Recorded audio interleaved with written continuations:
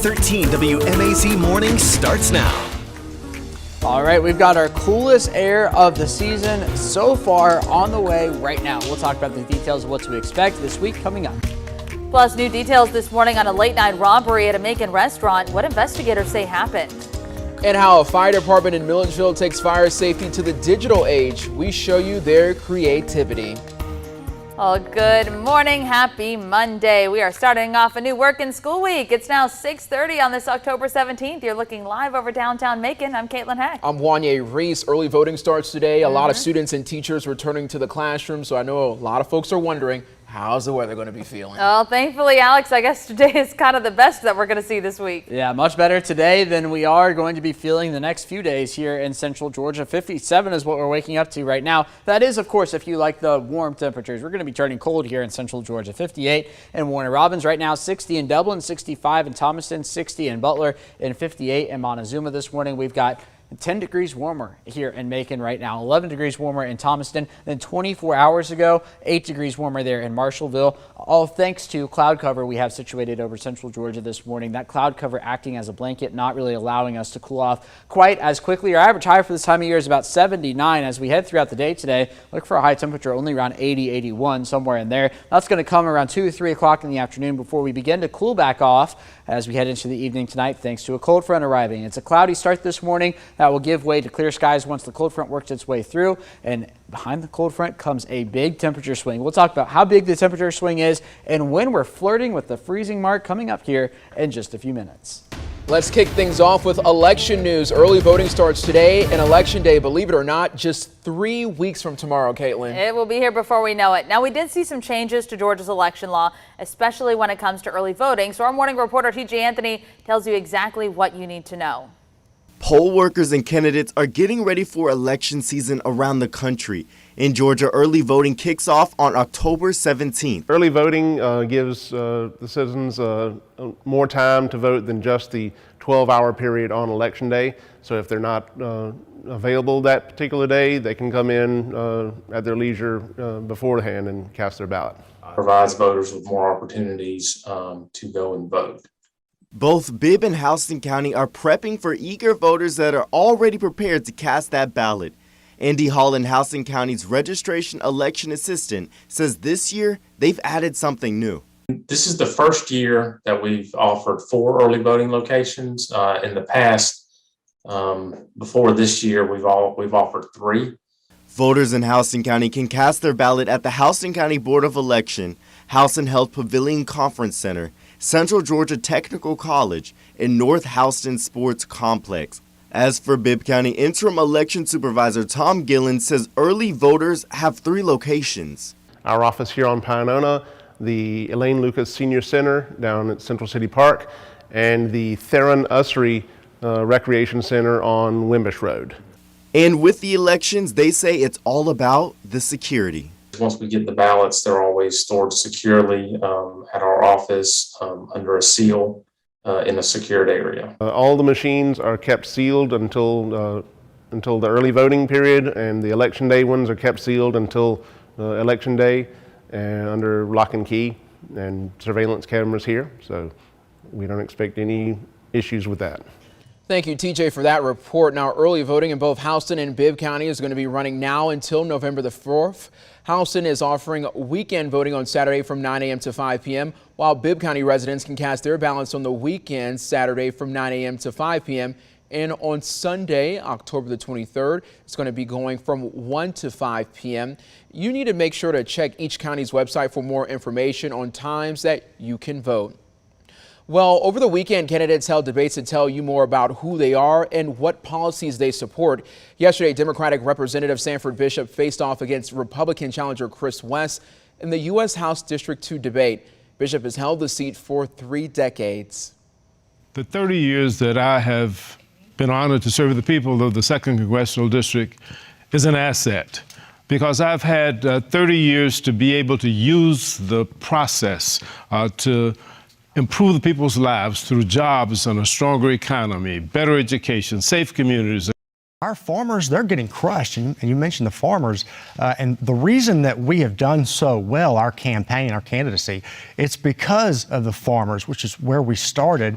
I'm from the ag community, but these folks recognize that their businesses, their farms, they are in crisis mode. Tonight, you can watch the debate for governor between Republican Governor Brian Kemp and Democratic challenger Stacey Abrams. It's going to be happening on GPB this evening at 7. Well, along with candidates, you'll find some questions on your ballot when you head to the polls. So let's take a closer look at some of those. The first question references Senate Resolution number 134. It asks in part, would you support salary cuts for state leaders following an indictment for a felony? The second question is about House Resolution 594. It asks whether to allow local governments to grant a temporary tax relief to properties after a disaster. Something else you'll see are the words ad valorem tax on your ballot. That's commonly known as a property tax and a large source of revenue for Georgia counties. Question 3 asks in part if the state could exempt property taxes for certain equipment used by timber producers. And the final question, similar to the previous, but it's about expanding tax exemptions for family-owned farms throughout the state. Now, our November 2022 election guide is live right now on 13WMAZ.com. You can find everything you need to know related to the election. We have key dates, races, different ways to vote, and so much more. And we can actually send that guide right to your cell phone. All you have to do is text the word vote, just that word, to the number on your screen, 478-752-1309. Again, text the word vote to 478-752-1309. Time's now 6:36. New from overnight, Bibb deputies are looking for the person who robbed the Arbys on Pio Nono Avenue in Macon. That's right. The Bibb County Sheriff's Office says a masked man came in with a gun and demanded cash. This all unfolded just after 10 last night.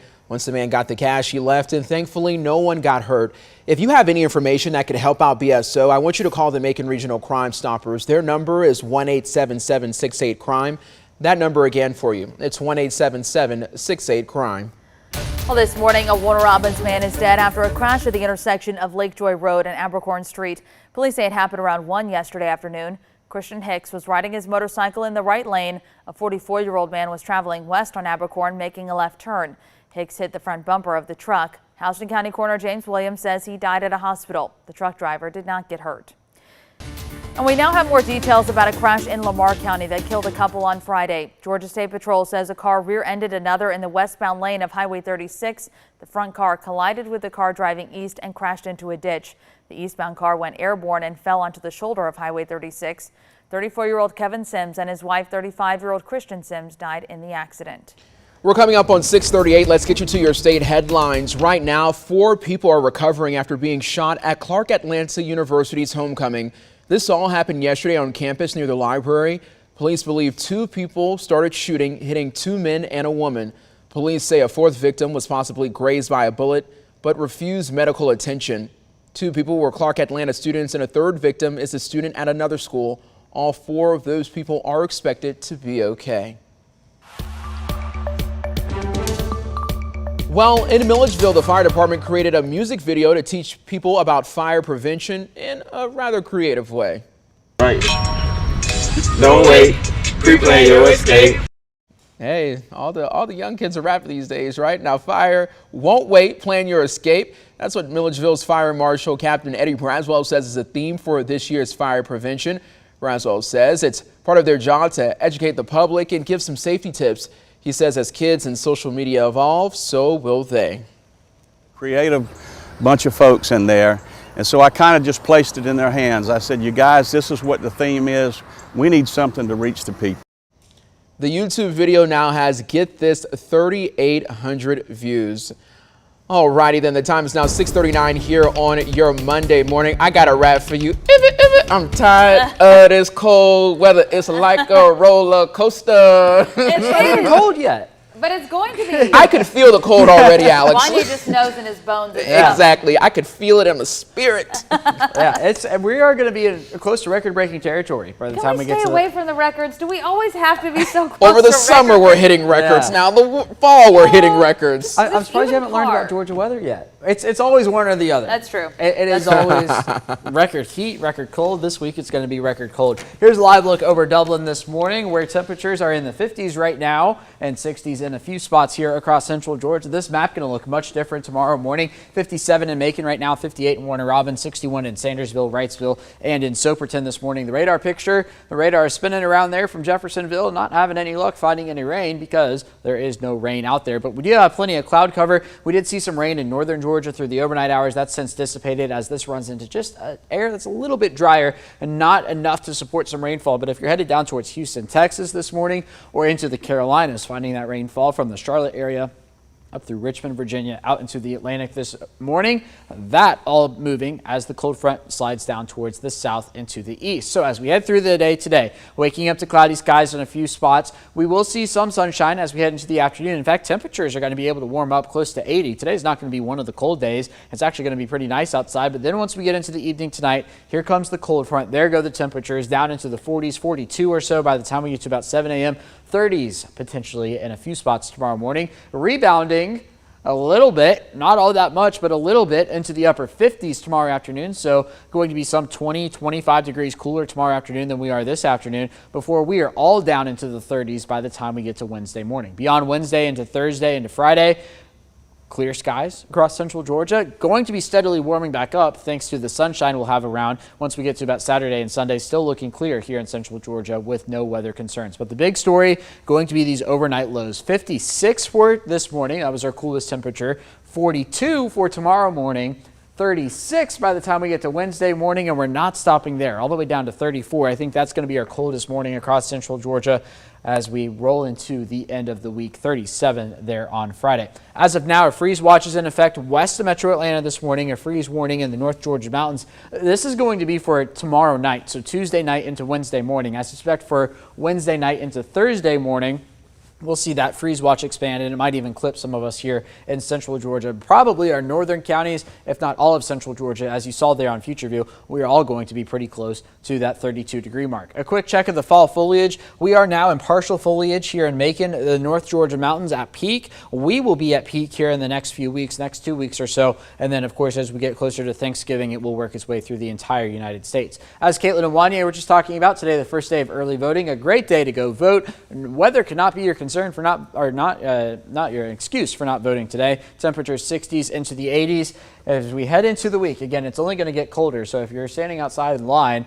and you want nice weather to do it, today's your day to do it. 81 in Macon, 81 in Warner Robins, 83 in Dublin. Then for tonight, our average low is 53. Our low temperature saying absolutely not, going down into the 40s instead. 42 in Macon tonight. Here's your 7-day forecast. Steadily warming up as we get into the weekend. 73 there for Friday, 77 there on Saturday, and back to 79, closer to 80 by the time we get to Sunday.